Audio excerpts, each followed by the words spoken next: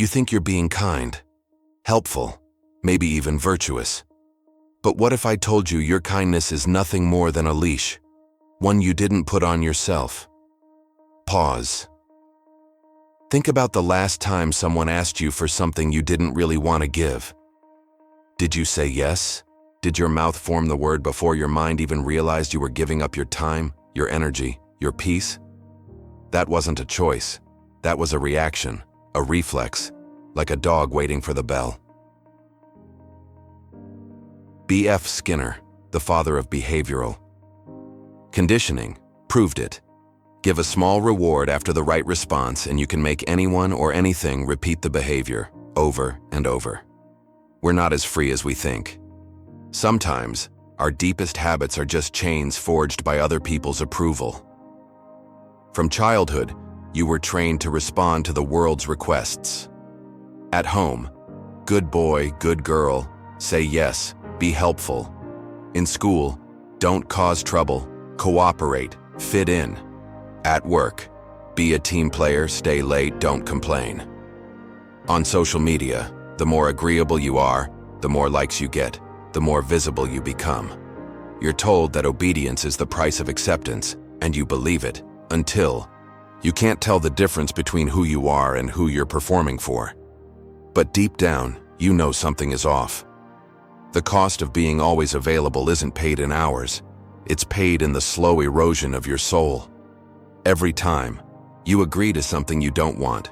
You pay in anxiety before, guilt after, and a strange, hollow emptiness that never quite leaves. You say yes and feel the quick hit of relief, the flash of someone's gratitude, but later you lie awake, wondering why your heart feels bruised. It gets worse.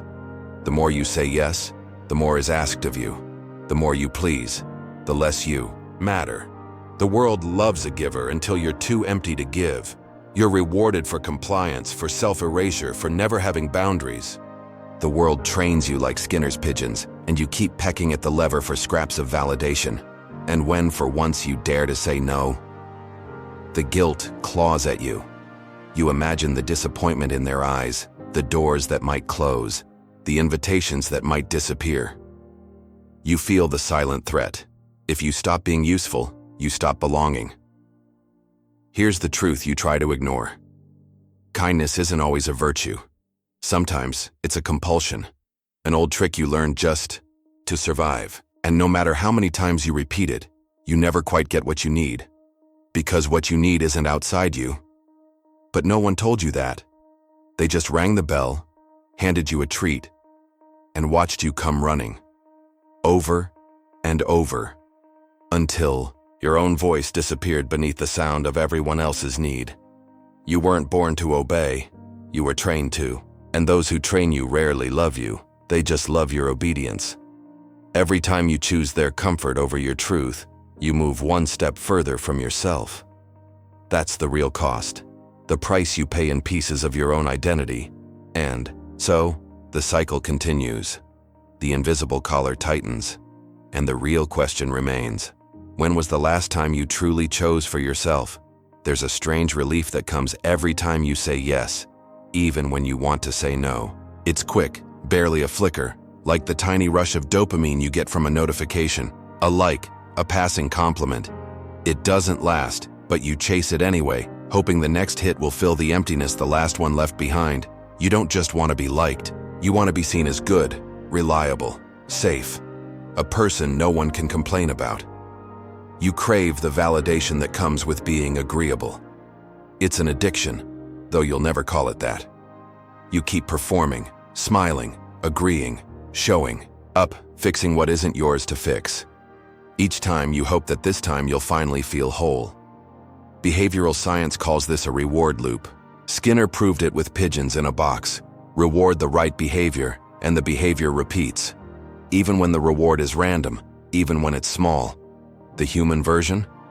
Every time you please someone, you get a little approval, a smile, a nod, a thank you, a drop of validation. It feels good for a moment, but what happens next? You need another. You train yourself to anticipate the next opportunity to please. You become hyper-aware of needs, moods, unspoken requests. Your mind scans for ways to be useful, to preempt disappointment, to avoid rejection. You're not just trying to help. You're trying to survive in a world where belonging feels conditional. But here's the price. Every hit of approval only sharpens the hunger. The satisfaction fades quickly, replaced by anxiety. Did you do enough? Will they remember what you gave, or will you need to prove yourself again tomorrow? The relief is temporary. The emptiness endures. The worst part isn't the exhaustion, it's the invisibility. You're present in every room, every conversation, every crisis.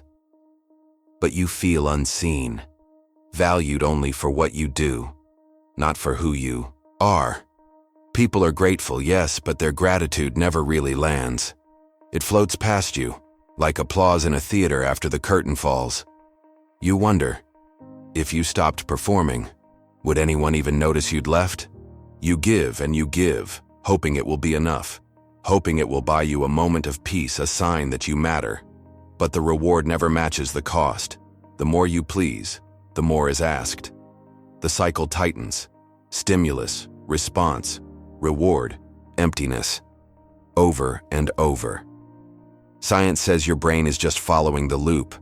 Stimulus, someone's need. Response, your yes. Reward, approval. But what the science doesn't say is what happens to your soul when the rewards become your only source of worth. You're like a plant watered by other people's hands, growing, but always in someone else's soil. No roots of your own. No place that truly feels like home. Maybe you started saying yes to be included. But now, inclusion feels like a performance. You fear that if you stop, the audience will vanish. So you keep clapping for yourself, hoping the applause will make the loneliness less sharp. But here's a secret. The emptiness after approval isn't a failure, it's a signal. It's your soul's way of reminding you that validation is a poor substitute for love, and that no amount of reward can replace the peace of being seen for who you are, not just what you do. So what happens when the applause stops? When there's no one left to reward you, who are you still performing for? You walk into the room, but your presence barely disturbs the air. People speak to you, need you, depend on you, yet you can't remember the last time someone truly saw you. You are essential but invisible, relied upon but never cherished. It's as if you've become a ghost. The function remains, but the soul fades with every new demand. You started out wanting to help, wanting to make things easier for everyone else. It felt noble, but somewhere along the way, your usefulness became your identity. You became the reliable one, the problem solver, the one who never lets anyone down. At first, the role felt good. It gave you purpose, a place in the crowd. But now you feel yourself dissolving at the edges, erasing yourself line by line, favor by favor. Clarice Lispector wrote, "Freedom is not enough. What I desire has no name yet." Maybe that's what you feel too. A hunger that goes deeper than approval. A longing to exist beyond the outlines other people drew for you. You move through life like a shadow, always present, but never fully seen. You sit at tables, you laugh at the right times, you give and give and give, yet you never feel whole. It's like you're everywhere but never truly anywhere, least of all in your own life. People need you, yes. But do they know you? Do they ever pause to ask how you're really doing, or do they simply accept the version of you that's most convenient for them? You notice it in the quiet moments, when the world slows down and no one is asking for anything. You feel the ache of emptiness, the weight of your own absence from yourself. And the worst part? You've been missing for so long, you barely remember what it feels like to be present, to be known, to be valued not for what you do, but for who you are. Messy, complicated, unfinished, real. You become the shadow, necessary, but overlooked, always in the periphery, never in the spotlight. The world notices when you're gone only because something stops working, not because you, as a person, are missed. That's the price of living as the sum of your usefulness. But what happens to everything you've buried to make space for others? The dreams deferred, the needs silenced, the desires denied. Shadow work begins here. in the courage to look at all you've sacrificed in the name of being needed. Every yes that meant no to yourself. Every moment you disappeared to make room for someone else's comfort. Sometimes you wonder, if you stopped answering, stopped fixing, stopped being the solution, would anyone look for you, or just for the work you used to do? If you vanished, would anyone grieve for the real you or just for your utility? Shadow is not evil. Shadow is simply the place where your hidden self waits, hoping perhaps that one day you'll invite it into the light. The shadow knows your real name. It remembers what you gave up to belong. It holds the secret of who you might become if you stop living as someone else's safety net. Maybe that's what Clarice meant. What you desire has no name yet, but it's waiting for you, somewhere just beyond the edge of your usefulness, and every shadow longs for the day it is seen in the light. What if being needed is just another word for being controlled? What if the very thing you've built your value on, the comfort of being indispensable, is nothing but a gilded cage? You think you're empowered because people depend on you. But look closer. Is this power, or is it just a different form of bondage? There's a secret transaction in every favor you do, every time you make yourself available, every moment you drop everything for someone else. On the surface, it feels like love, or friendship, or loyalty. But deep down, it's often fear.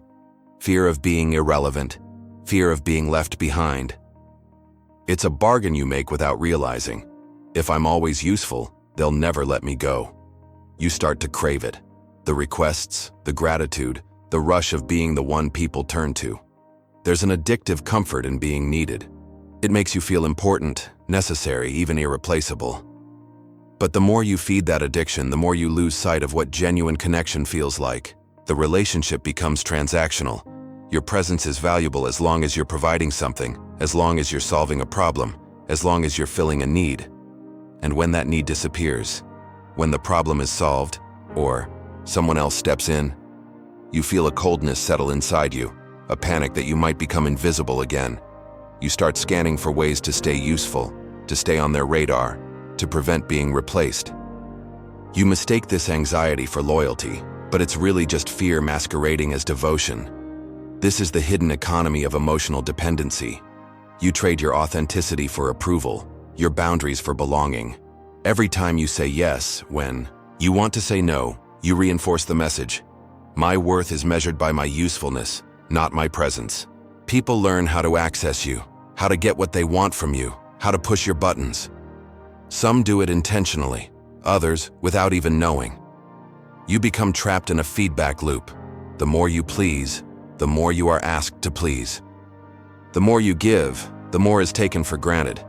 You don't notice the line where your generosity turns into self-betrayal. All you know is the fear that if you stop, the connections you've built will evaporate. But here's the most painful truth. Being indispensable doesn't guarantee you'll be loved. It only guarantees you'll be needed, until someone else can fill your role more easily, more cheaply, with fewer complications. Then, you're left with the wreckage of your own sacrifices. You wonder if anyone actually saw you, or if they only ever saw what you could provide. Boundaries become a threat to the system. The first time you say no, people might push back, guilt trip you, accuse you of being selfish. You've taught them to expect endless availability, so when you assert yourself, it feels like betrayal to them, and sometimes to you. That guilt is the trap, the invisible string that keeps you tied to a life of obligation. People-pleasing isn't selflessness. It's a survival strategy, one born from the belief that love is conditional, that you must earn your place, that you're only as valuable as your last sacrifice. But real love doesn't require you to disappear. So ask yourself, are you respected or just required? Are you loved or just useful? Is this power, or is it a prison you built yourself? Because eventually, the people you serve will move on. Their needs will change, their lives will evolve, and your usefulness will expire. And when that happens, what's left of you? You start to break in ways no one notices. Fatigue seeps into your bones, a heaviness that sleep can't wash away. You wake up tired, move through your day with the sharp ache of invisible wounds. The world keeps asking, and you keep answering. until even your smile feels heavy, borrowed from a version of you that no longer exists. You think you can push through. That's what you've always done. But your body knows first. Headaches that linger, a stomach knotted with stress, a heart that races for no clear reason. Small illnesses, persistent aches, a sense that you're carrying something too big for one person. Your skin breaks out, your back tightens, your breath catches. Each symptom is a signal, your system begging you to stop, to listen, to rest. But you don't. Your mind is no kinder. Thoughts spin like a carousel, chasing every what if and should have. You replay conversations, obsess over small mistakes, worry about the needs you haven't met and the disappointments you haven't even caused yet. There's a low hum of anxiety beneath every decision, a sharp spike of guilt every time you even think about refusing someone. Sometimes, you snap. Sharp words you regret, frustration spilling over in quiet explosions that no one sees. You apologize quickly, bury the anger, convince yourself it's just a bad day. But the truth is, it's the slow accumulation of years spent abandoning yourself in service of others. It's resentment turned inward, a silent revolt that never gets a voice. The shame is the hardest part. You tell yourself you're weak for feeling this way, for wanting to quit, for fantasizing about running away from it all. You remember how much everyone expects from you, how much you've taught them to rely on you, how much you've convinced yourself that your only worth is in never stopping. The thought of breaking terrifies you. What will people say? Who will you be if you're not the one holding it all together? Burnout isn't a personal failure. It's the inevitable result of treating yourself like a resource, not a person. It's what happens when you confuse self-sacrifice with love, when you trade rest for obligation, when you accept suffering as proof of your value. Society will tell you to push through, to hustle, to bounce back stronger. But sometimes, the strongest thing you can do is let yourself collapse, fall all the way down, feel every ache, acknowledge the truth that you can't do this forever. In 4. The silence that follows, you start to notice things you ignored before. The way your breath trembles, the longing in your chest for something softer, gentler, quieter. The hope that maybe, just maybe, there's more to life than this endless cycle of exhaustion. You begin to wonder if the crisis isn't the end, but a turning point. If the emptiness that threatens to swallow you might, in fact, be the soil where something new can grow. You ask yourself for the first time, what if my collapse is not a disgrace but a rite of passage? What if I'm allowed to rest, to be cared for, to rebuild? There's no applause for burnout, no reward for suffering in silence, but there is a kind of dignity in admitting you've reached your limit, in honoring the revolt inside you, the one that's tired of always giving, always pleasing, always performing. And when everything finally collapses, you're left alone with your own silence. In that silence, a different kind of life begins to whisper. If you listen. The first time, you say no as an earthquake. You feel it in your chest, a trembling, a surge of adrenaline, a voice in your head screaming, you're making a mistake.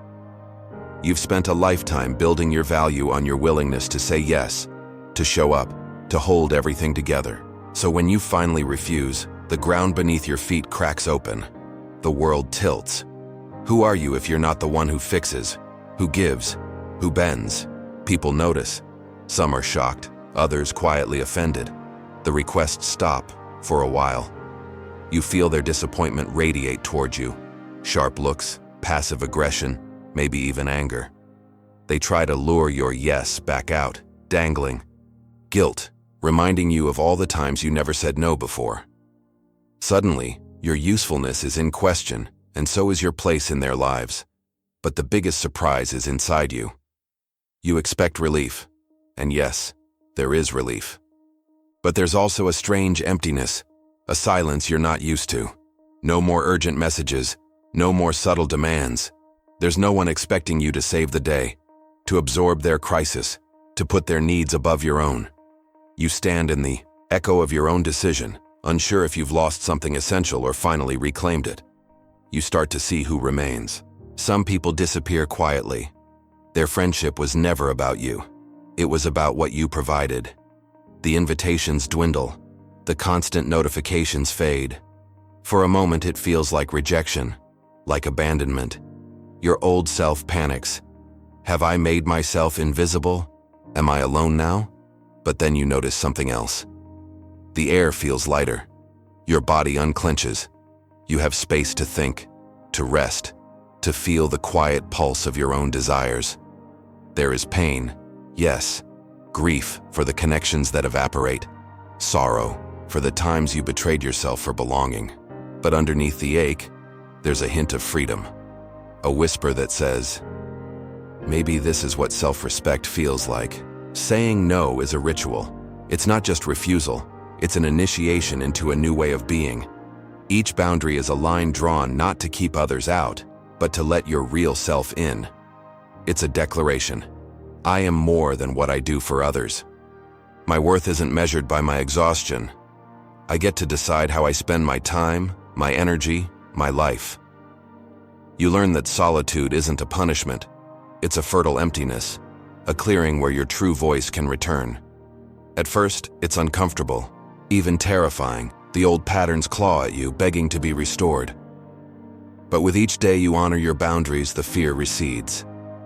You begin to trust yourself to withstand the silence, to hold steady as the noise of other people's needs fades away. This is liberation, not the absence of need, but the presence of self, not running away from others, but finally returning to yourself. You stop measuring your worth in favors granted, in problems solved, in approval earned. You start to measure it in honesty, in self-care, in the simple sacred act of saying, no, not this time. You grieve the losses, but you don't chase them. What remains is real. Friendships that survive the boundary. Love that doesn't depend on your constant sacrifice. And most importantly, what's left is you. Whole, present, finally free to be more than just useful. In this empty space, something new grows. But can you trust the silence long enough to meet who you really are? There's a silence that isn't loneliness, but possibility. A silence that feels like the first breath after the storm. A hush that's not empty, but alive. When you finally step out of the endless cycle of being needed, there's a space that opens within you, and it is terrifying at first. The applause fades, the messages slow, no one is knocking at your door, and your worth is no longer measured by your usefulness. But in that hush, something miraculous happens. The absence you once feared becomes a field you've never walked before. It's wide and open, untamed and honest. For the first time in years, you're left alone. Not with lack, but with potential. You have time, space, the gentle quiet of mornings that belong to you alone. At first, you'll ache for the old rhythm. You'll catch yourself reaching for your phone, waiting for someone to need you. You'll mourn the loss of noise, the adrenaline of always being called upon. But little by little, the ache transforms. You begin to notice the world again, the taste of food, the sound of your own thoughts, the pulse of your heartbeat at midnight. In the fertile ground of solitude, new things start to grow. Passions you buried to make room for others begin to bloom.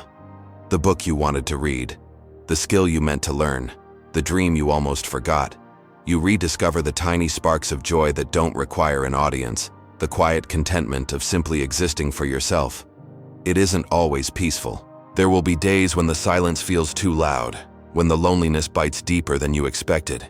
But even then, you find a kind of power in staying with the discomfort, staying with yourself, staying long enough for something new to take root.